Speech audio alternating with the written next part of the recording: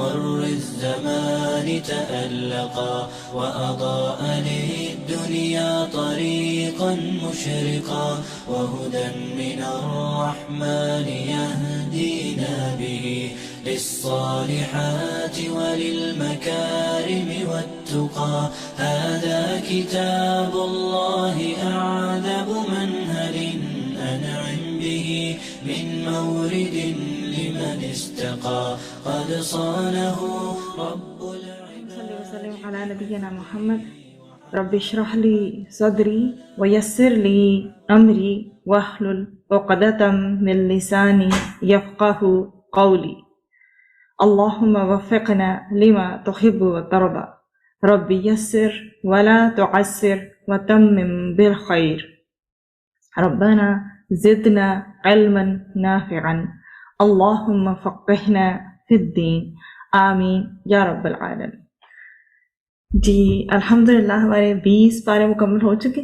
اب انشاءاللہ آج ہمارا 21واں مکمل ہو جائے گا. پیچھے ہمارا جو سفر رہ گیا ہے وہ ہے 9 پاروں کا. اللہ سبحانہ و تعالیٰ سے دعا کرتے ہیں کہ انشاءاللہ وہ بھی بخیر و عافیت اور سموتھلی ہمارا سفر طے ہو اور ہم تکمیل بہت اچھے سے کر پائیں انشاءاللہ. سورۃ العنکبوت ہماری چل رہی تھی، 20ویں پارے میں شروع ہو گئی تھی اور 21ویں پارے میں بھی کنٹینیو ہے. ہم نے آگے کنٹینیو کرنا تھا آیا نمبر 45 سے 51 کی طرف. اس میں یہ ہدایت دی گئی ہے کہ اللہ کا ذکر کثرت سے کیا جائے. اور ان آیات کو اگر آپ ایک تھیم یا ٹاپک میں رکھیں تو ان کا اللہ کا ذکر تسکین قلب اور تزکیہ نفس کا ذریعہ ہے. تو کیا ہمیں انسٹرکشن دی گئی ہیں کہ اللہ کا ذکر کثرت سے کیا جائے، تلاوت قرآن حکیم کا بھی حکم ہے اور نماز قائم کرنے کا بھی حکم ہے. تو یہ سارے کے سارے کام بڑے جامع انداز سے اللہ کے ذکر کے طریقے میں ہمیں سکھائے گئے ہیں. اور نماز بھی ایک بڑا اہم مقصد اس کا یہ بیان کیا گیا اور فائدہ بیان کیا گیا کہ بے شک نماز بے حیائی اور بری باتوں سے روکتی ہے. نماز کو جب ہم قائم کرتے ہیں درست طریقے سے اور ساتھ میں ظاہری اور باطنی جو آداب ہیں اس کے مینرز کو فالو کرتے ہیں تو نماز ہمیں کیا فائدہ دیتی ہے؟ نمبر 1 بے حیائی اور برائی سے روکتی ہے. نمبر 2 نماز کا انسان کی زندگی پر جو ہے وہ اثر نظر آتا ہے اور ہونا بھی چاہیے جب وہ خشوع و خضوع سے پڑھے گا. اور یہ صرف زبان کی عبادت نہیں ہے، قلب کی اور بدن کی عبادت بھی ہے. اور پھر ہمیں کیا کرنا ہے؟ توجہ اور یقین کے ساتھ جو ہم نماز پڑھیں گے وہ اللہ کے ڈر میں اضافے کا باعث بنے گی، یعنی کہ ہمارا تقوی اس سے بڑھ جائے گا. تو نماز پڑھنے والے کو اپنا احتساب کرنا چاہیے کہ وہ کس قسم کی نماز پڑھ رہا ہے. اور جہاں تک قرآن کی بات ہے، اگر ہم قرآن پڑھنے کی طرف آئیں تو قرآن ہمیں خود بھی پڑھنا ہے، اس کی پیروی کرنی ہے، دوسروں کو بھی پڑھ کر سنانا ہے. تو اس سے کیا ہوگا؟ ہماری بصیرت میں اضافہ ہوگا. تو نماز اور اس کے جو خاص آداب کی بھی ہم نے بات کر لی کہ اس کے ظاہری بھی آداب ہے اور باطنی بھی آداب ہے، لیکن جو اللہ تعالیٰ کا ذکر ہے وہ ہر لمحہ کیا جا سکتا ہے. اس کی طرف خاص یہاں پہ توجہ دلائی گئی اور بتایا گیا کہ دین کی دعوت دینے کا انداز بڑا مہذب اور باوقار ہونا چاہیے. کوئی الجھنے کی کوشش کرے تو عمدہ انداز سے اس سے بحث ہمیں کرنی چاہیے. اور اس میں مزید اگر دیکھیں، کوئی بھی ہم سے جب کوئی بات کرتا ہے، بحث میں الجھنے کی کوشش کرتا ہے، تو ہم نے پہلے تو احسن طریقے سے اس معاملے کو ڈیل کرنا ہے. ہمارا آگے سے معاملہ خیر خواہی کا ہونا چاہیے اور مقصد کیا ہونا چاہیے؟ اللہ کی ذات سے جوڑنا اور نبی کریم صلی اللہ علیہ وسلم کو آخری نبی ماننا. اور اس میں احتراماً جو صیغہ ہے وہ ہم کا یوز کرنا چاہیے، یہ نہیں کہ جو بار بار جو ہے میں کی تکرار ہونی چاہیے، بلکہ جب ہم کا لفظ استعمال کرتے ہیں تو اس سے اگلے بندے کو بھی ایک معزز ہونے کا احساس ہوتا ہے، ہماری اپنی بھی عزت بڑھتی ہے. تو قرآن سے بھرپور فائدہ اٹھانے کے لیے ہمیں کیا کرنا چاہیے؟ تو تبلیغ کا پوائنٹ چل رہا تھا نا کہ ہمیں تبلیغ کیسے کرنی ہے. تو قرآن سے بھرپور فائدہ اٹھانے کے لیے اس کے ساتھ ساتھ ہم اگر دیکھیں تو اس کی مسلسل تلاوت ہمیں فائدہ دیتی ہے. خشوع و خضوع سے پڑھی گئی جو نماز ہوتی ہے وہ بھی بے حیائی اور برائی سے روکتی ہے. نہ صرف کہ بے حیائی اور برائی سے روکتی ہے بلکہ نماز جو ہے وہ گناہوں کا بوجھ ہلکا کرتی ہے. تو اب جو نماز کی پیچھے بھی ہم پڑھ کے آئے ہیں، ابھی میں نے ڈسکس کیا کہ نماز میں کیا مینرز ہے، تو اس میں مزید کنڈیشن دیکھیں کہ اس میں اخلاص نیت ریکوائرڈ ہے، طہارت قلب ریکوائرڈ ہے، مقررہ اوقات پہ نماز ادا کرنی چاہیے، ارکان جو ہیں ان میں اعتدال ہونا چاہیے، خشوع وضو سے ادا کی جائے اور ادائیگی میں پابندی ہو، اور کوشش کی جائے کہ ہمیشہ رزق حلال کھایا جائے۔ رزق حلال بھی ایک ذریعہ ہے آپ کو نیکیوں کی طرف لے کے آنے کے لیے۔ نماز ذکر کا سب سے بڑا ذریعہ ہے، اللہ کی یاد سے بڑھ کر کوئی چیز نہیں ہو سکتی ہمارے لیے، اور اللہ کا ذکر کرنا ہمارا جو ہے اللہ کا ذکر کرنا ہمارے قلب کو بھی صاف کرتا ہے، ہمارا تزکیہ نفس بھی کرتا ہے، اور ہمیں اللہ تعالیٰ کے قرب کا احساس بھی ہوتا ہے۔ تو اس میں یہ بات کی گئی کہ آگے جب ہم آتے ہیں تو بشارت یہ دی گئی ہے کہ اہل کتاب اور اہل مکہ میں کچھ ایسے فطرت کے لوگ ہیں جو نبی اکرم صلی اللہ علیہ وسلم کی دعوت کو قبول کر لیں گے، البتہ کچھ ایسے ظلم کرنے والے بھی ہیں، قرآن جیسا عظیم معجزہ دیکھ بھی لیا لیکن پھر بھی وہ مان کر نہیں دیں گے۔ یہاں یہ بتایا گیا کہ قرآن بلا شبہ رحمت ہے اللہ سبحانہ و تعالیٰ کی طرف سے، اور یاد دہانی کا مؤثر ذریعہ، اور اس کے علاوہ زندگی کے اصل حقائق کی یاد دہانی کا بھی بہت بڑا ذریعہ ہے۔ پھر آگے آیا نمبر 52 سے 63 کی طرف چلتے ہیں۔ اس میں ہجرت کا حکم اور اس کے فضائل بتائے گئے ہیں۔ ذکر اس میں یہ کیا گیا ہے کہ اہمیت کسی خطہ زمین کی نہیں ہوتی۔ اگر زمین کے کسی ایک خطے میں اللہ کی بندگی کرنا مشکل ہے تو کسی اور علاقے میں چلے جاؤ جہاں ایمان بچانا اور اللہ کی بندگی کرنا ممکن ہو اور آسان بھی ہو۔ چنانچہ ہجرت حبشہ کا ذکر اس مقام پر آیا، اور یہ سن 5 نبوی میں ہجرت حبشہ کا معاملہ نبی کریم صلی اللہ علیہ وآلہ وسلم کی تعلیم کے مطابق ہوا۔ تو اہم بات اللہ کی بندگی ہے اور ایمان کو محفوظ رکھنا ہے۔ خطہ زمین کی امپورٹنس یا اہمیت نہیں ہوا کرتی۔ موت آئے گی تو اس سارے خطہ زمین کو ہم نے چھوڑ ہی دینا ہے۔ تو کیا ہی اچھا ہو کہ اس کیفیت میں بندہ اس دنیا سے جا رہا ہو کہ وہ اللہ تعالیٰ کی راہ میں ہو۔ اگر ہجرت کی خاطر اگر اسے ہجرت کرنا بھی پڑے تو اس کا ذکر یہاں کیا گیا ہے کہ ہجرت کرنے والوں کے گناہوں کی بخشش اور عمدہ ٹھکانے اور جنت کے بالا خانے اللہ سبحانہ و تعالیٰ ان کو عطا کرے گا۔ اللہ نے ان سے وعدہ فرمایا کہ وہ ان کو کیا ملے گا، جیسے ہم پہلے بھی پڑھ کے آ چکے ہیں کہ ملٹی سٹوری بینگلوز ہوں گے، ان کے ریزیڈینشل والے جو ہیں ہاؤس ان کے ایسے ہوں گے جن میں باغات ہوں گے، جن کے نیچے سے نہریں بہتی ہوں گی۔ اللہ سبحانہ و تعالیٰ ہمیں بھی جنت الفردوس عطا فرمائے، آمین۔ پھر آگے آیا نمبر 64 سے لے کے 69 کے جو ہے خلاصے کو دیکھتے ہیں۔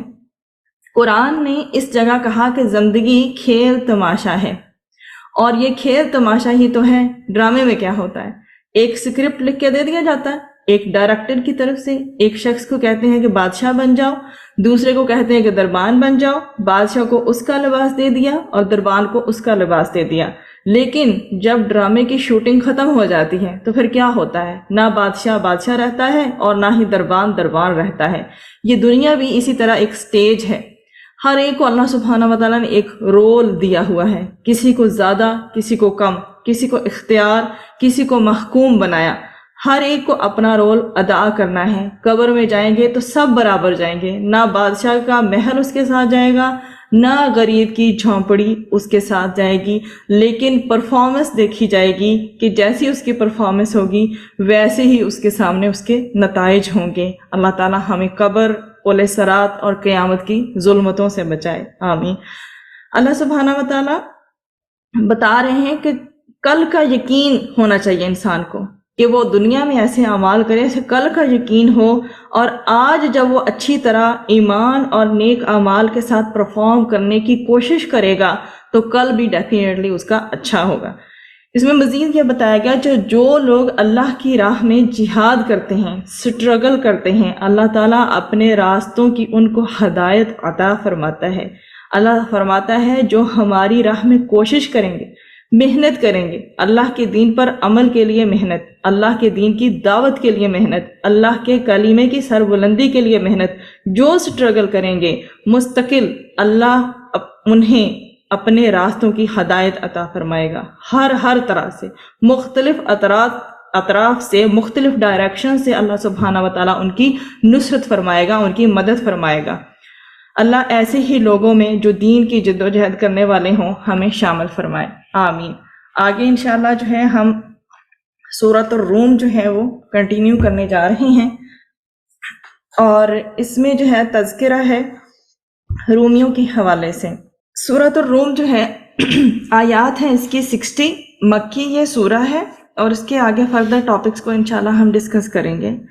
مرکزی اس کا مضمون یا اس کا تھیم جو ہے وہ فتح بدر کی بشارت ہے، اور آخرت کے دلائل ہیں، دنیاوی اور آخری کامیابی کی بشارت دی گئی ہے۔ اس میں رومی اور مسلمانوں کی فتح کی بشارت بھی دے گی، آخرت کے دلائل بھی آئیں گے، توحید کے دلائل بھی آئیں گے، مسلمانوں کے لیے انسٹرکشنز اور ہدایات بھی آئیں گی، مشرکین کو چیلنج کیا گیا خلق، رزق، موت اور زندگی کے حوالے سے، توحید اور آخرت کو قبول کرنے کا حکم دیا گیا، اور دلائل توحید و آخرت آئیں گے، اور بشارت اور دلائل جزا و سزا ہوگی۔ زمانہ نزول سورۃ الروم ہجرت حبشہ رجب 5 نبوی سے پہلے 5 نبوی کے اوائل میں نازل ہوئی۔ اس صورت میں یہ پریڈکشن کی گئی کہ ایرانیوں کی بڑھتی ہوئی فتوحات رک جائیں گی اور ایرانیوں پر رومی غالب آ جائیں گے، اور اسی سال مسلمان بھی فتح سے ہمکنار ہوں گے۔ 8-9 سال بعد سورۃ الروم کی یہ بشارت رومیوں کی فتح اور رمضان 2 ہجری میں جنگ بدر میں مسلمانوں کی فتح کی صورت میں ظاہر ہوئی۔ تو اس میں ذکر یہ کیا جا رہا ہے، اس سورہ میں اللہ کی نعمتوں اور قدرتوں کا بیان ملے گا بہت ہی جامع انداز میں، اور اس کو ہم انشاءاللہ اس میں پڑھیں گے۔ مسلمانوں کو خوشخبری دی گئی ہے آیا نمبر 1 سے لے کر 10 میں۔ ذکر یہ کیا گیا ہے کہ سرزمین فلسطین میں آتش پرست اور عبرانیوں نے اہل کتاب رومیوں کو شکست دے دی تھی، جس کا رزلٹ یہ نکلا کہ مشرکین مکہ خوش ہوئے کہ دیکھو یہ آتش پرستوں کو فتح مل گئی، اور رومی جو اللہ کو ماننے والے اور کتاب کے ماننے والے ہیں وہ محکوم ہو گئے۔ تو مسلمانوں کو وہ تانا دیتے تھے، اللہ سبحانہ و تعالیٰ نے ایک بڑی عظیم یہاں پہ پریڈکشن اور پیشن گوئی فرمائی۔ کچھ ہی عرصہ گزرے گا، یہ رومی دوبارہ غالب آ جائیں گے ایرانیوں پر، اور یہ قرآن کریم کی پیشن گوئی تھی جو نزول قرآن کے ہی دور میں پوری ہو گئی۔ بدر کا دن تھا، اللہ سبحانہ و تعالیٰ نے ادھر ایمان والوں کو نصرت عطا فرمائی 313 کو 1000 کفار کے لشکر کے مقابلے میں، اور اسی وقت اللہ تعالیٰ نے عبرانیوں پر فتح عطا فرما دی روم کے عیسائیوں کو۔ تو گویا اللہ تعالیٰ کی یہ پیشن گوئی نزول قرآن ہی کے دور میں پوری ہو گئی۔ بتایا گیا کہ لوگ بس ظاہر ہی کی دنیا کو دیکھتے ہیں، اور آخرت کی جانب سے جو اصل ہے وہ غفلت میں ہے۔ فرمایا کہ ہر نیکی اور ہر تسکین کا ہونا، اور ہر نیکی پر تسکین کا ہونا اور ہر برائی پر خلش کا محسوس کیا جانا ضروری ہے۔ یہ ہمارے اندر ایک اللہ سبحانہ و تعالیٰ نے ایک ترازو رکھی ہوئی ہے۔ یہ احساس اس بات کی وضاحت کر رہا ہے کہ کل کوئی دن آئے گا جب نیکی کا بھرپور بدلہ ملے گا اور بدی کی سزا دی جائے گی۔ تو بتایا گیا کہ اچھا اور برا ہر 2 بدلے آخرت میں تیار ہیں، تم دیکھو کس بدلے اور نتیجے کی تیاری کے لیے کوشش کر رہے ہو۔ پھر آیا نمبر 11 سے لے کر 19 تک روز قیامت کیا ہوگا، اس دن کی کیفیات کا ہمیں تذکرہ ملتا ہے۔ بتایا گیا کہ لوگ اپنے اعمال کے اعتبار سے 2 گروہوں میں تقسیم کیے جائیں گے۔ نیک انسانوں کا مقام جنت میں ہوگا، بھرپور ان کی مہمان نوازی ہوگی۔ برے لوگ، مجرم لوگ وہ گرفتار ہوں گے، شدید مایوسی سے دوچار ہوں گے۔ کوئی جھوٹے معبود ان لوگوں کے کام نہیں آئیں گے، اور وہ خود بھی اپنے خود ساختہ معبودوں سے اعلان بیزاری کریں گے، مگر کل حسرت ہی حسرت ہوگی ان لوگوں کے لیے۔ تلقین کیا یہاں پہ کی گئی کہ صبح و شام اور دن رات اللہ سبحانہ و تعالیٰ کی تسبیح کرو، اس کی حمد کے ساتھ۔ وہ اللہ جو مردہ کو زندگی دیتا ہے، جو زندہ کو موت دیتا ہے، مردہ زمین کو زندہ کرنا، اور مردہ زمین کو اللہ سبحانہ و تعالیٰ زندہ کرتے ہیں اور ظاہر بھی فرما دیتے ہیں کہ اللہ تعالیٰ انسانوں کے مر جانے کے بعد انسانوں کو دوبارہ پیدا کرنے پر بھی قادر ہے۔ پھر آیت نمبر 20 سے لے کر 27 تک اللہ کی بے مثال قدرتوں اور رحمتوں کا بیان ہے۔ یہ بہت ہی قیمتی قرآن کا یہ ایک مقام ہے۔ اللہ سبحانہ و تعالیٰ نے اپنی بہت ساری آیات یعنی نشانیوں کو یہاں پہ تذکرہ فرمایا ہے۔ اللہ سبحانہ و تعالیٰ فرمایا اللہ ہے جس نے مٹی سے کروڑ ہا کروڑ ارب ہا ارب انسانوں کو پیدا کیا اور بہت ساری مخلوقات بھی اس نے بنائی۔ بیوی کو شوہر کے لیے باعث تسکین بنایا، وہ اس کے لیے تسکین بخش ہے، ایک نعمت کی طرح، سکون تلاش کرنے کا اور سکون کے حصول کا ذریعہ بنایا۔ یہ زوجین کا، شوہر بیوی کا جو تعلق ہے بہت ہی فطری اور بڑا ہی پیارا تعلق ہے جو اللہ سبحانہ و تعالیٰ نے عطا فرمایا۔ اللہ تعالیٰ نے انسان کو بے شمار بولیاں اور زبانیں سکھائیں، کس قدر لہجے انسانوں کی زبانوں میں، کس قدر بولیاں جو انسان بولتا ہے، یہ بھی اللہ سبحانہ و تعالیٰ کی قدرت کا شاہکار ہے۔ مخلوقات میں مختلف رنگ جو ہم دیکھتے ہیں وہ بھی اللہ کی قدرت کی نشانی ہے، اور رات اور اس میں میٹھی نیند اللہ کے کرم سے ہے، دن کا اجالا اور اس میں مختلف سرگرمیاں سب اللہ کے حکم سے ہے، اس کی رحمت سے ہے۔ موسلادھار بارش اللہ ہی برساتا ہے، مردہ زمین کو زندگی اللہ ہی دیتا ہے، طرح طرح کے انواع، طرح طرح کی اقسام اللہ سبحانہ و تعالیٰ ہی پیدا فرماتا ہے۔ آسمان و زمین کا توازن اور بیلنس اللہ ہی نے قائم رکھا ہوا ہے۔ یہ عالم جو اللہ نے بنایا یہ گواہی دے رہا ہے کہ وہ بادشاہ، وہ کل اختیار رکھنے والا ہے، وہی بندوں کو دوبارہ زندگی عطا کرے گا اور سارے انسان قبروں سے نکل کر اس کی بارگاہ میں روز قیامت حساب کتاب کے لیے پیش ہوں گے۔ پھر آیت نمبر 28 سے 40 تک دیکھیے، اس میں فطرت کی پکار اور اللہ سبحانہ و تعالیٰ کی مکمل عطاعت کا تذکرہ ہے کہ انسان کی فطرت میں اللہ سبحانہ و تعالیٰ کی معرفت موجود ہے۔ اللہ تعالیٰ نے انسان کو توحید کے ساتھ ہی پیدا کیا۔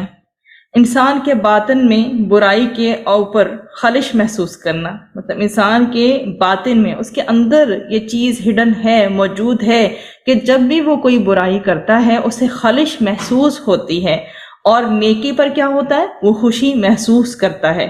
یہ اندر جو احساس ہے یہ بتا رہا ہے کہ قیامت کی طرف اشارہ کر رہا ہے، یہ اندر کا احساس، اور آخرت کی ضرورت کا احساس بھی دلا رہا ہے۔ ایک انسان یہ چاہتا ہے نا کہ جب ایک وقت ایسا آئے جب اس نے جو ہیں وہ غلطیاں نہیں کی جن کی اس کے سزا ملی ہے، تو اللہ سبحانہ و تعالیٰ اپنی طرف سے اس کو جزا عطا کرے۔ تو انسان کے اندر ایک رب کے آگے جھکنے کی یہ جو ہے نیچرلی یہ بات پائی جاتی ہے کہ وہ رب کے بغیر، ایک معبود کے بغیر نہیں رہ سکتا۔ اسی طرح چاہے وہ کسی بھی ریلیجن کا انسان ہو، اس کے اندر یہ بات ہوتی ہے کہ اگر اس نے کچھ اچھا کیا تو اس کو اچیومنٹ کی فیلنگ آتی ہے، اور اگر اس نے کچھ برا کیا ہوتا ہو تو اس کو اس کی ریگریٹ جو ہے وہ فیل ہی ہوتی رہتی ہے۔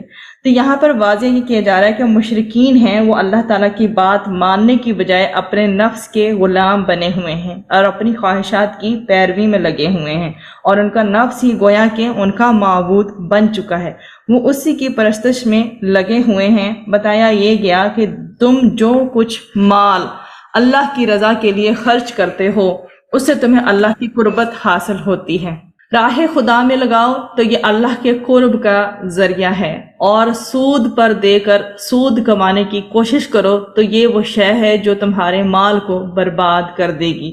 یہ سود کی حرمت کے تعلق سے مکی سورۃ میں یہ نقطہ آیا ہے۔ باقی سود کی حرمت کے جو احکامات ہیں وہ مدنی صورتوں میں بھی تفصیل سے ملتے ہیں، لیکن یہاں پر بھی ایک پوائنٹ ریز کیا گیا ہے۔ بتایا یہ کیا ہے کہ اللہ سبحانہ و تعالیٰ نے تمہیں زندگی دی، اس نے تمہیں رزق دیا، وہی تمہیں موت دے گا اور وہی تمہیں دوبارہ زندگی دے گا۔ تمہارے جھوٹے معبودوں میں کوئی ایسا ہے جو اس طرح کا اختیار رکھتا ہو؟ یہ توحید کے دلائل فراہم کیے جا رہے ہیں، مطلب یہاں پر یہ پرووائڈ کیا جا رہا ہے کہ توحید سے ریلیٹڈ اتنی سالڈ دلائل موجود ہیں کہ کوئی اس کا انکار نہیں کر سکتا، اور اگر کرتا ہے تو وہ خود ہٹ درم ہے اور انا کا شکار ہے۔ پھر آیت نمبر 41 سے لے کر 53 تک قوموں پر عذاب گناہ کی وجہ سے آتا ہے۔ یہاں پر اللہ سبحانہ و تعالیٰ نے آیت نمبر 41 میں فرمایا ہے، خشکی تری میں فساد مچ گیا، مشکلات آ گئیں، مصائب آ گئے، کیوں؟ لوگوں کے برے اعمال کی وجہ سے، تاکہ اللہ ان کے کچھ اعمال کا مزہ انہیں چکھائے، تاکہ وہ اللہ سبحانہ و تعالیٰ کی طرف رجوع کریں۔ انسان کے اعمال کی وجہ سے خشکی اور سمندر میں فساد کا ظاہر ہونا کس طرح سے ہوتا ہے؟ خشکی میں قحط فتنوں اور اس جیسی دیگر چیزوں کی صورت میں فساد ظاہر ہوتا ہے، اور سمندر میں غرق ہونے کے ساتھ، شکار کے کم ہونے کے ساتھ، کاروبار میں گھاٹے اور اس طرح کی دیگر چیزوں کی صورت میں فساد ظاہر ہوتا ہے۔ ان تمام چیزوں کے فساد کا سبب انسانوں کے وہ اعمال ہیں جو وہ کفر اور نافرمانیوں میں سے کرتے ہیں۔ قحط سالی، مالی وسائل، برے حکمرانوں کا تسلط اور دشمن کے غلبے کی وجوہات، یہ سب انسان کے اپنے ہاتھوں کی کمائی ہے۔ تو اس میں مزید یہ ساری چیزوں کو ڈیفائن کر کے کہ فساد مچنے کی یہ ریزنز ہیں، آگے جو بتایا گیا کہ جو قومیں شرک کا ارتکاب کرتی رہیں ان پر اللہ کا عذاب آیا۔ جن لوگوں نے دین کے حصے بکھیر دیے، من چاہی باتوں کو دین کے طور پر اختیار کر لیا، جو آسان لگا لیا، جو مشکل لگا چھوڑ دیا، یہ لوگ اللہ تعالیٰ کے عذاب میں گرفتار کیے گئے۔ بتایا گیا کہ غیروں سے رخ پھیر لو، باقیوں سے رخ پھیر کر اپنے رخ کو یکسوئی کے ساتھ پھیر لو اور اللہ سبحانہ وتعالیٰ کی طرف اور اس کی کامل بندگی اختیار کرو۔ پھر آیت نمبر 54 سے لے کر 60 تک اللہ سبحانہ وتعالیٰ کی قدرت اور بندے کی بے بسی کا اظہار ہے۔ بتایا یہ گیا کہ اللہ سبحانہ وتعالیٰ نے انسان کو بڑی کمزوری اور لاچاری کی کیفیت میں پیدا کیا، رفتہ رفتہ اسے قوت، توانائی، جوانی عطا فرمائی، پھر اللہ تعالیٰ اس کو بڑھاپے کی طرف لے جاتا ہے۔ یہ زندگی کے تغیرات بتا رہے ہیں کہ تم اپنے اوپر اختیار ہی نہیں رکھتے، کل اختیار اللہ کا ہے۔ قیامت کے دن مجرمین کی حسرت ہوگی، بس محسوس کریں گے کہ جب قیامت کا دن یہ دیکھیں گے تو بس دنیا کیا لگے گی، بس ایک جیسے گھڑی گزار کر آئے ہوں۔ اللہ سبحانہ وتعالیٰ نے قرآن میں ہر طرح کی مثالیں لوگوں کو سمجھانے کے لیے بیان فرما دی تاکہ لوگ کیا کریں، لوگ سبق حاصل کریں، لوگ عبرت حاصل کریں اور اصلاح کا معاملہ کریں۔ پھر قرآن نے صرف ڈرایا ہی نہیں ہے، قرآن نے پھر بشارتیں بھی دی ہیں، خوشخبریاں بھی دی ہیں۔ بشارت دی گئی کہ اللہ تعالیٰ کا دین غالب ہو کر رہے گا، جس کی جد و جہد نبی کریم صلی اللہ علیہ وآلہ وسلم فرما رہے ہیں۔ استقامت اور صبر کا مظاہرہ کرنے اور حق پر ڈٹے رہنے کی تلقین کی گئی ہے، اور باطل پرستوں کی طرف سے جو پیشکشیں ہوتی تھیں، جو کمپرومائزنگ ایٹیچیوڈ کا تقاضا آتا تھا، اسے منع کیا گیا ہے۔ حضور اکرم صلی اللہ علیہ وآلہ وسلم کے ذریعے امت کو تعلیم ہے کہ اللہ کے دین پر جمے رہو، اور باطل پرستوں نے جو تمہیں پیشکش کی ہیں اور جو وہ کمپرومائز تم سے کروانا چاہتے ہیں، کچھ تمہیں لالچ دے کر دین سے روکنا چاہتے ہیں، چوکنے رہنا کہ وہ تمہیں دین سے ہٹا نہ دیں۔ پھر آگے اللہ کے کرم سے ہماری سورہ لقمان کا آغاز ہوتا ہے۔ سورہ لقمان بیسیکلی علم و حکمت کا خزانہ ہے، اور جناب حکیم لقمان ان کی حکمت بری وصیتیں ان کا اس میں ذکر آ رہا ہے۔ سورہ لقمان کی آیات 34 ہے، بہت ہی چھوٹی سی سورہ ہے، مکی سورہ ہے، اور اس میں جو تھیم ہے وہ بہت سٹرونگ ہے۔ جتنے بھی اس کے اندر چیزیں ذکر کی گئی ہیں سب ہی بہت سٹرونگ ہیں اور زندگی کے روزمرہ معاملات سے تعلق رکھتی ہیں۔ سب سے بڑی حکمت جذبہ شکر کا جہاں پہ بیان ملے گا، سب سے زیادہ جو ہے وہ سب سے بڑی چیز جو ہے وہ حکمت ہے۔ پھر جذبہ شکر، کتنا خوبصورت جذبہ ہے، اس کا بیان ملے گا۔ اسی سے توحید کا راستہ ملتا ہے، توحید عدل ہے اور شرک ظلم ہے۔ پھر توحید کے سالڈ دلائل دیے گئے ہیں۔ یہ جو کلام ہے قرآن حکیم، یہ خدائے حکیم کا کلام ہے، اور یہ جو کلام ہے خود بھی حکیم ہے۔ اس میں کیا مزید انسٹرکشن دی گئی کہ خالق اللہ سبحانہ وتعالیٰ کو ماننا ہے، وہ رب، وہ واحد ہے، وہ وحدہ لا شریک ہے۔ شکر اور توحید کے جذبات کا اس میں اظہار ہے کہ شکر کرو، اور کیا کرو کہ توحید پہ رہو لیکن شرک نہ کرو، شرک سب سے بڑا ظلم ہے۔ اس کے بعد اللہ سبحانہ وتعالیٰ نے کیا بتایا کہ جب اپنی ترغیب دے دی کہ توحید پہ رہو، اس کے بعد کہا کہ والدین کے جو حقوق ہیں ان کا خیال رکھو۔ پھر اللہ کی صفات کا آگے یہاں بیان ملے گا، اللہ کی صفات علم و قدرت کا۔ نماز معروف ہے، مطلب نماز ادا کرنی ہی کرنی ہے، یہ برائی سے روکے گی۔ پھر لوگوں کے حقوق کی بات آئی، اور آگے مزید شرک سے ریلیٹڈ باتیں آ رہی ہیں۔ سورہ لقمان اور سورۃ العنکبوت ہجرت حبشہ رجب 5 نبوی سے پہلے 5 نبوی کے اوائل میں نازل ہوئی۔ مسلمان نوجوانوں کو ہدایت دی گئی ہے کہ انہیں اپنے مشرک والدین کے ساتھ حسن سلوک تو لازماً کرنا چاہیے، لیکن شرک کے معاملے میں ان کی اطاعت جائز نہیں ہے۔ اس کا پہلے اوور ویو دیکھتے ہیں، پھر انشاءاللہ میں جو ہے آگے بڑھوں گی اس کی جو ہم خلاصہ کریں اس کی طرف۔ پہلے اس کے کی پوائنٹس دیکھتے ہیں سورہ لقمان۔ سورہ لقمان میں بیسیکلی کیا ہو رہا ہے، حضرت لقمان علیہ السلام کی جو اپنے بیٹے کو نصیحت جو ہے اس کا بتایا جا رہا ہے، اور نصیحت کرنے کے لیے سب سے پہلا حق جو ہے نا وہ اولاد ہوتی ہے، کہ آپ کے اوپر فرض ہے کہ آپ اولاد کو نصیحت کریں۔ اس میں جو کی پوائنٹس ہیں وہ دیکھیں کہ عقائد کی درستگی ہونا ضروری ہے، اور عقائد کی درستگی میں پہلی چیز کیا ہے، شرک نہیں کرنا، آخرت میں جواب دہی کا احساس ہو انسان کے اندر۔ عبادات کرنی ہے تو نماز کا قیام کرنا ہے، لیکن ساتھ میں صبر بھی کرنا ہے۔ اخلاقیات کی اگر بات کی جائے تو منہ پھیر کر بات نہیں کرنی، تکبر کی علامت ہے یہ چیز۔ جہاں شروع میں عقائد کی درستگی کی بات کر دی گئی کہ شرک نہ کرنا اور آخرت میں جواب دینے کا جو ہے خیال اپنے ذہن میں رکھو، ساتھ میں یہ بھی بتا دیا گیا ان الشرک لظلم عظیم، کیا ہے، شرک سب سے بڑا ظلم ہے، اور رائی کے برابر بھی انسان کا جو عمل ہے وہ چھپا نہ رہے گا۔ پھر آگے چال، ہمیں چلنا کس طرح سے ہے اور ہماری آواز کیسی ہونی چاہیے، اس سے ریلیٹڈ ہمیں ڈائریکشنز دی گئی ہیں۔ چال میں اعتدال کرو، وقصد فی مشیک، اکڑ کر چلنے سے منع کیا جا رہا ہے۔ چال میں کیا ہو، میانہ روی ہو، باوقار چال ہو، ایسی مسکینی والی مریل چال نہ ہو۔ وَلَا تَمْشِ فِي الْأَرْضِ مَرَحًا، اور یہ بھی نہ کرو کہ اکڑ اکڑ کر چلتے پھرو۔ پھر آواز میں اعتدال کی بات کی گئی ہے۔ آواز وَغْضُضْ مِنْ صَوْتِكَ، کیا کرو، آواز پست رکھو، آواز پست رکھنے کا ہمیں حکم دیا جا رہا ہے۔ ضرورت کے مطابق اونچی نیچی آواز کرو، اور کیا ساتھ میں یہ بھی بتایا گیا کہ آوازوں میں سب سے جو بری آواز ہے وہ گدھے کی آواز ہے۔ اب ہمیں کیا ان چیزوں میں بتایا گیا ہے کہ کرختگی والا ہمارا انداز کسی صورت میں نہیں ہونا چاہیے، اور جگڑالو انداز ہمیں نہیں اپنانا، ہمارا شکایتی انداز نہیں ہونا چاہیے، اور زور لگا کر ہم نے بات نہیں کرنی ہے۔ اب آگے بڑھتے ہیں انشاءاللہ اس کو تھوڑا سا ڈیٹیل کے ساتھ دیکھنے کے لیے۔ یہ میں نے کی پوائنٹس آپ کے آگے رکھے تھے جو بہت امپورٹنٹ ہیں۔ آیا نمبر 1 تا 11 سورہ لقمان کی، مفاد پرست عناصر کی سازشیں۔ ان بندوں کے حق میں ہدایت اور رحمت ہے جو نماز قائم کرتے ہیں، زکوٰۃ ادا کرتے ہیں اور آخرت پر یقین رکھتے ہیں۔ ایسی ہی سیم صفات آپ کو سورۃ البقرہ کی بالکل سٹارٹنگ میں ملے گی۔ وہ لوگ جو حق کے دشمن ہیں اور حق کی راہ میں روڑے اٹکانا چاہتے ہیں، وہ کھیل تماشے اور اس طرح کے غافل کر دینے والی چیزوں کے ذریعے حق کو روکنے کی کوشش کرتے ہیں۔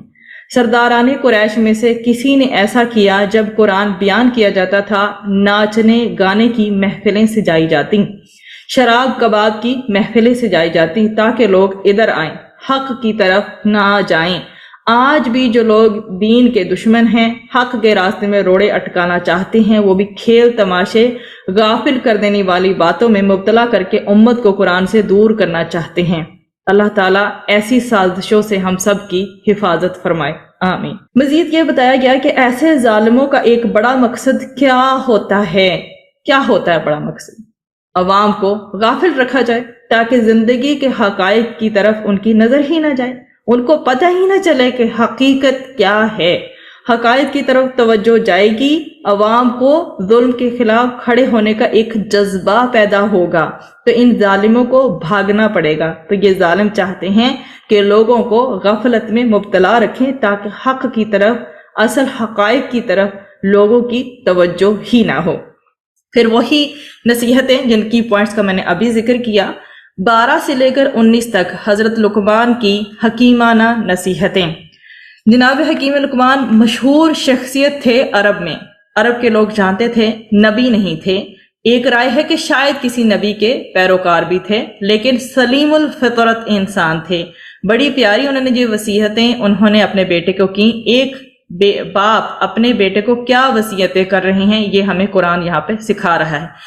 جناب لقمان نے بیٹے سے کہا، بیٹا اللہ کے ساتھ کسی کو شریک نہ کرنا، شرک سب سے بڑا ظلم ہے۔ اس کے بعد اللہ سبحانہ وتعالیٰ نے تذکرہ فرمایا ماں باپ، خصوصاً ماں کے ساتھ حسن سلوک کرنا، مطلب ماں باپ دونوں کے ساتھ ہی حسن سلوک کرنا ہے، لیکن ماں کا جو ہے وہ درجہ زیادہ ہے۔ اور بتایا یہ گیا کہ اگر ماں باپ شرک پر آمادہ کریں، مجبور کرنا چاہیں، تو پھر ان کی بات نہ ماننا۔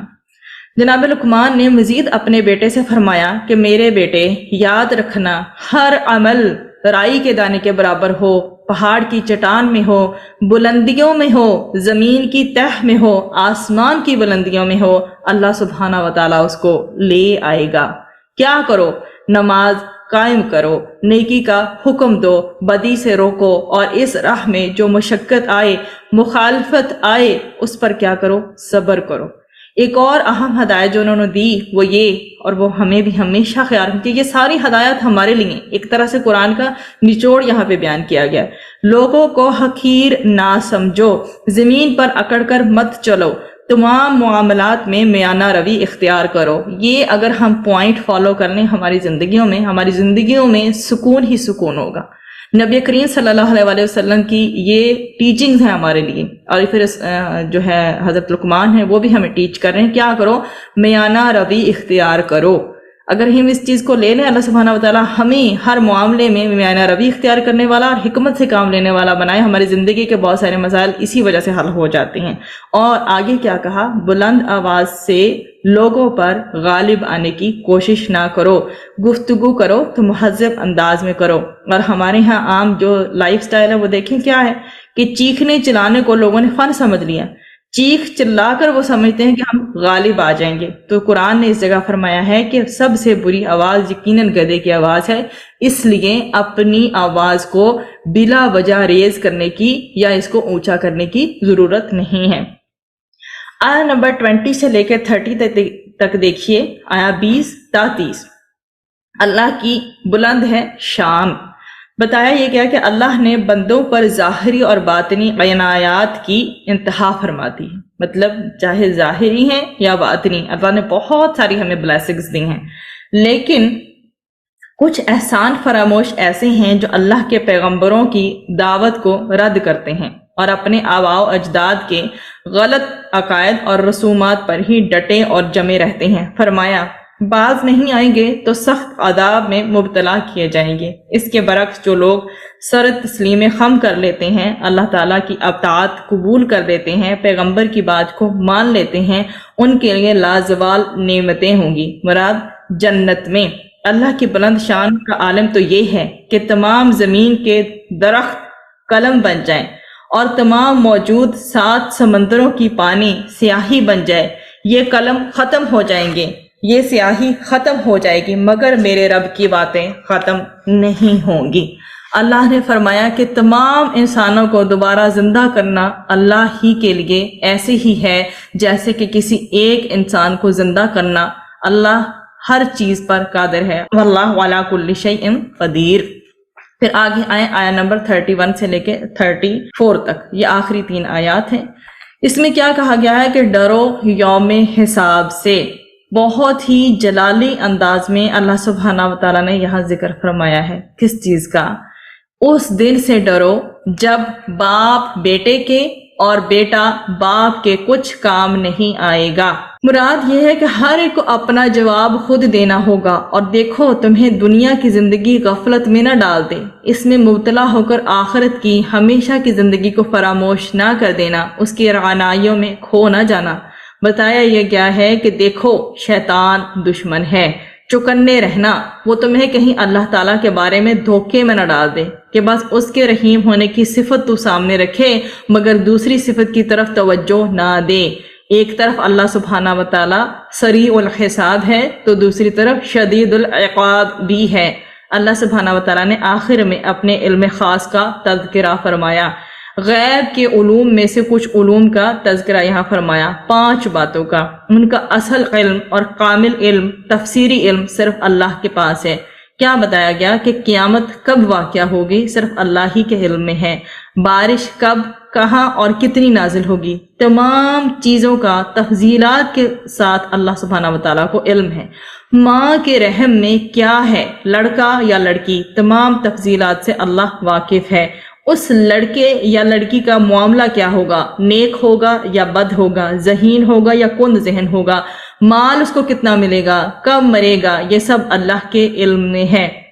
نمبر 4، کوئی انسان آنے والے دن کیا عمل کرے گا کوئی نہیں جانتا سوائے اللہ کے۔ اور نمبر 5، کسی انسان کی موت کہاں واقع ہوگی کوئی نہیں جانتا سوائے اللہ سبحانہ و تعالیٰ کے۔ یہ اللہ کے خاص علم خاص کا یہاں پہ تذکرہ اس مقام پر ہوا، اور اس کے ساتھ یہ سورہ جو ہے مکمل ہو گئی۔ آگے جی ہے ہماری سورۃ السجدہ، اور اس میں کیا ذکر کیا گیا ہے کہ مومنانہ اور مجرمانہ کرداروں کی وضاحت یہاں پر کی گئی ہے۔ سورۃ السجدہ جو ہے اس کی آیات ہیں 30، مکی سورہ ہے۔ اس میں جو تھیم ہمیں ملتا ہے وہ یہ کہ قرآنی دلائل پر غور کر کے اللہ اور آخرت پر ایمان لاؤ، مومن اور فاسق کا انجام مختلف ہوگا، مسلمانوں آزمائشوں پر صبر و استقامت اختیار کرو گے تو غلبہ حاصل کر لو گے۔ زمانہ نزول اس کا ہے سورۃ السجدہ اعلان عام کے بعد رسول صلی اللہ علیہ وسلم کے قیام مکہ کے دوسرے دور 4 تا 6 نبوی کے ابتدائی دور میں نازل ہوئی۔ آپ صلی اللہ علیہ وسلم پر مفتری ہونے کا الزام تھا کہ یہ گھڑ رہے ہیں اس کو۔ ابھی مسلمانوں پر ظلم و ستم کا آغاز نہیں ہوا تھا۔ قریش کے نام نہاد دانشور مشرکین اور فاسقین ان کے مخالف مؤمنین کے کردار پر جو غور کرنے کی اس میں دعوت دی گئی ہے۔ اس سورہ کی فضیلت میں حضرت عبداللہ بن عباس رضی اللہ تعالیٰ عنہ سے روایت ہے کہ جمعہ کے روز رسول اکرم صلی اللہ علیہ وسلم نماز فجر میں سورۃ السجدہ اور سورۃ الدہر کی تلاوت فرمایا کرتے تھے۔ آیت نمبر 1 سے لے کر 11 میں دیکھیے اللہ سبحانہ و تعالیٰ کی قرآن اور انسان کی عظمت کی بات کی گئی ہے۔ اللہ سبحانہ و تعالیٰ ہی کا کلام ہے قرآن حکیم، اور اس کا مقصد ہے لوگوں کی ہدایت۔ اللہ تعالیٰ نے کائنات کو 6 دنوں میں بنایا، اور اس کائنات کا نظام بھی وہی چلا رہا ہے۔ انسانوں کے لیے اللہ کے سوا کوئی مددگار و مشکل کشا نہیں ہے۔ اللہ نے ہر شے کو عمدہ بنایا اور انسان کو بہترین ساخت میں پیدا کیا۔ اللہ سبحانہ و تعالیٰ نے صرف اس کو محض مٹی اور گارے سے نہیں بنایا، بلکہ اللہ سبحانہ و تعالیٰ نے اس میں اپنی روح میں سے بھی پھونکا۔ اس کی بنیاد پر انسان کا شرف اور عزت ہے۔ یہ بتایا گیا کہ ہر ایک کو مرنا ہے اور اللہ کے سامنے پیش ہونا ہے۔ برے لوگوں کو ان کے اعمال کا برا بدلہ ملے گا، اس حوالے سے خبردار کیا گیا۔ آیت نمبر 12 سے لے کر 22 تک دیکھیے، مومن اور فاسق برابر نہیں ہو سکتے۔ قیامت کے دن کا ہولناک منظر پیش کیا گیا کہ مجرمین گھٹنوں کے بل گرے ہوئے فریاد کریں گے کہ اے اللہ ہمیں دنیا میں ایک دفعہ پھر بھیج دے، ایک موقع یا چانس دے دے، ہم سدھر جائیں، ہم اصلاح کر لیں۔ ہرگز ان کا یہ التجا کا معاملہ قبول نہیں ہوگا، نیک بندوں کا معاملہ اس کے برعکس ہوگا۔ نیک بندے کون ہیں؟ وہ اللہ تعالیٰ کی رحمت میں ہوں گے۔ ان کی صفات کا بیان ہے، نیت سے اللہ کے احکام عمل کی نیت سے سنتے ہیں، اللہ کا ذکر کرتے رہتے ہیں، تکبر نہیں کرتے، راتوں کو رب کائنات کے حضور سجدہ ریز ہو کے اللہ تعالیٰ کا ذکر کرتے ہیں، تہجد کی نماز میں اور خوف اور امید کے ساتھ گڑ گڑاتے ہوئے اللہ سے دعائیں کرتے ہیں، اور اللہ تعالیٰ کی راہ میں مال خرچ کرتے ہیں۔ یہ صفات ہے، اللہ تعالیٰ ہمیں انہیں اختیار کرنے کی مکمل توفیق عطا فرمائے۔ پھر جنت والوں کی مزید صفات بیان کی گئیں۔ انہیں اللہ ایسی نعمتیں عطا فرمائے گا جن کا تصور ممکن بھی نہیں ہے۔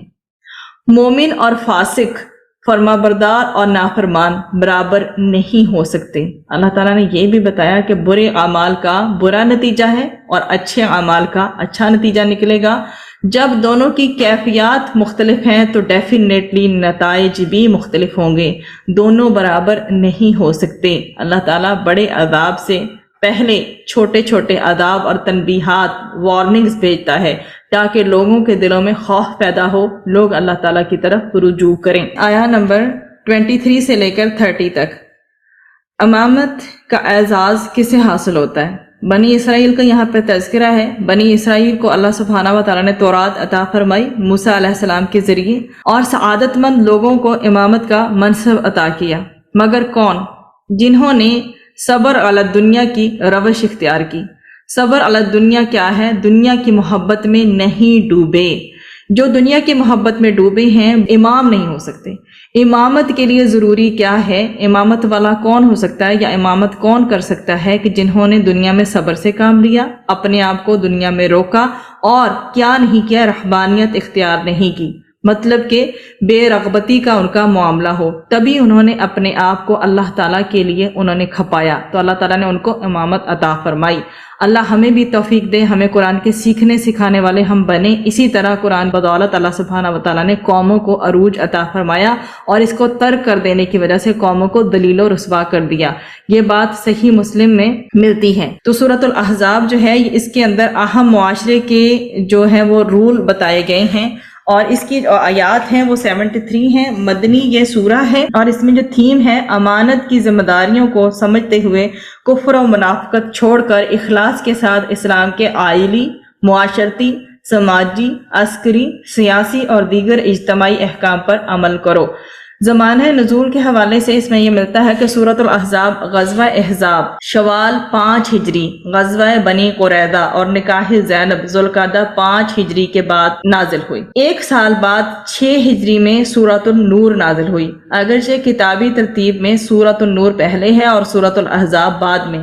پہلی ہی آیت میں منافقین اور کافرین سے نہ دبنے کا حکم دیا گیا کہ ان سے پریشرائز نہیں ہونا، اور غزوہ احزاب کو غزوہ خندق بھی کہا جاتا ہے۔ رسول اکرم صلی اللہ علیہ وسلم اور صحابہ پر یہ نہایت کڑا وقت تھا۔ قریش اور ان کی تمام جو حلیف جو قوتوں نے مل کر مدینہ کا جو ہے محاصرہ کر لیا تھا۔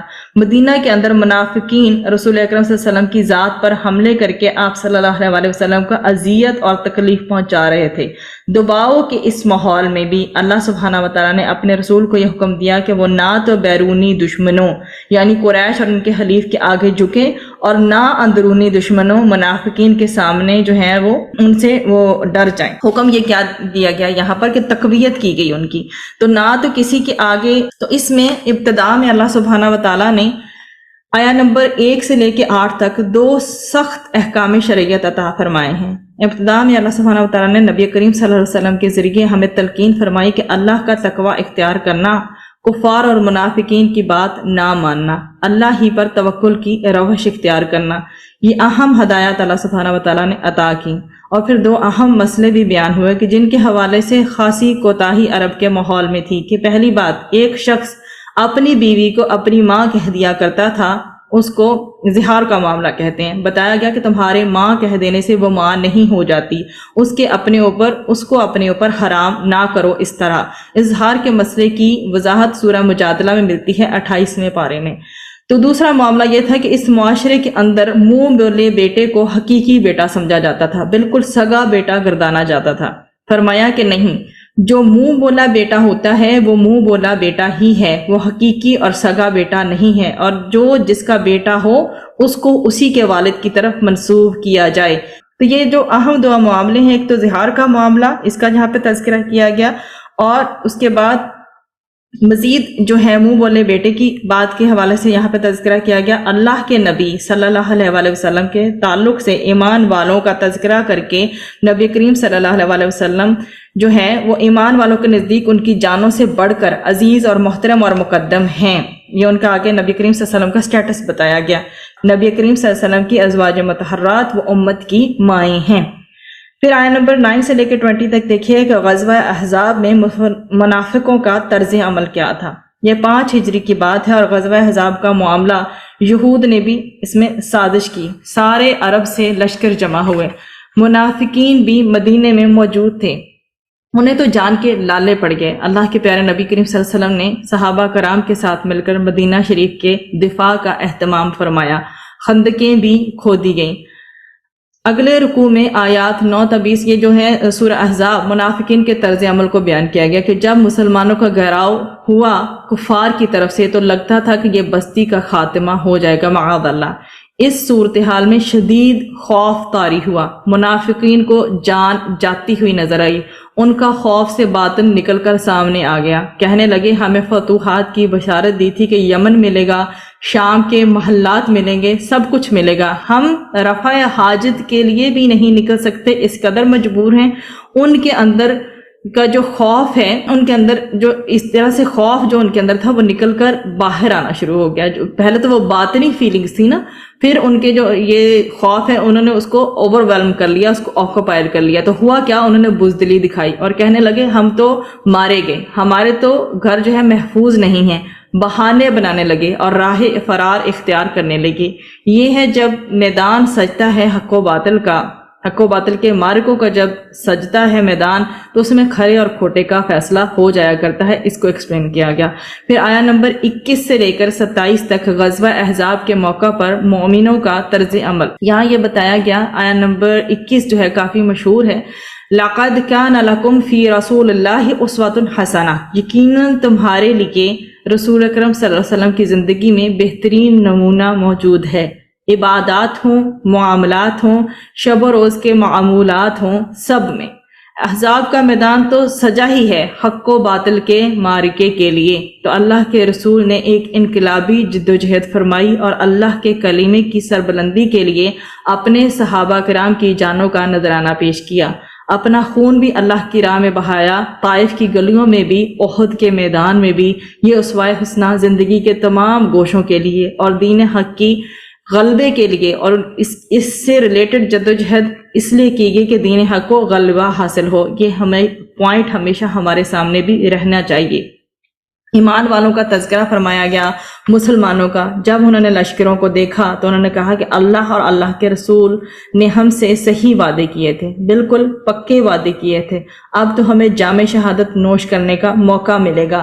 ایک دو جڑبوں کا معاملہ ہوا تو کچھ صحابہ بھی شہید ہوئے، کفار بھی قتل ہوئے، لیکن باقاعدہ کوئی بڑی جنگ کا معاملہ نہیں ہوا۔ 1 مہینے کا محاصرہ رہا اور اس کے بعد شکست ہوئی۔ اس لشکر کو، کفار کے لشکر کو آندھی اللہ سبحانہ وتعالیٰ نے ان پہ چلا دی اور یہ ناکام لوٹ کر چلے گئے۔ اس کے بعد بنو قریظہ جو یہود کا ایک قبیلہ تھا جنہوں نے سازش کی تھی اور معاہدے کی خلاف ورزی کی تھی، ان کے خلاف بھی اقدام ہوا۔ غزوہ احزاب کے فوراً بعد ان کے کئی ایک لوگ قتل کیے گئے اور ان کے بہت سے لوگوں کو قیدی بنا لیا گیا، اور ان کا جو مال تھا مال غنیمت کے طور پر مسلمانوں کو عطا ہوا۔ یہاں پر الحمدللہ ہمارا جو ہے 21واں پارہ جو ہے وہ مکمل ہوتا ہے۔ اللہ سبحانہ وتعالیٰ سے دعا کرتے ہیں، یا مقلب القلوب، یا اللہ ہم سب یہاں پہ اکٹھے بیٹھے ہیں، ہمارا بیٹھنا قبول و منظور فرمائیے۔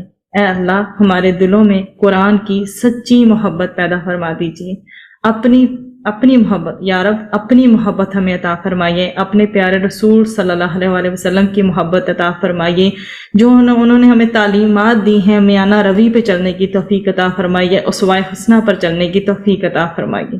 یا اللہ ہمیں اپنے دین پر پورا چلنے کی توفیق عطا فرمائیے۔ یا اللہ ہمارا نامہ اعمال نیکیوں سے بھر دیجیے، انشاءاللہ جنت الفردوس ہمارا ٹھکانہ ہو۔ اے اللہ ہمارے گھر والے، ہماری نسلوں اور ہر ایک بندے کو محفوظ رکھنا، ہر ایک کی حفاظت فرمائیے، بے شک آپ سب سے بہترین محافظ ہیں۔ آمین یا رب العالمین۔ وآخر دعوانا ان الحمد للہ رب العالمین۔ سبحانک اللہم وبحمدک، نشہد ان لا الہ الا انت، نستغفرک ونتوب الیک۔ ربنا لا تزغ قلوبنا بعد اذ ہدیتنا وہب لنا من لدنک رحمہ انک انت الوہاب۔ ربنا ہب لنا من ازواجنا وذریاتنا قرۃ اعین واجعلنا للمتقین اماما۔ آمین۔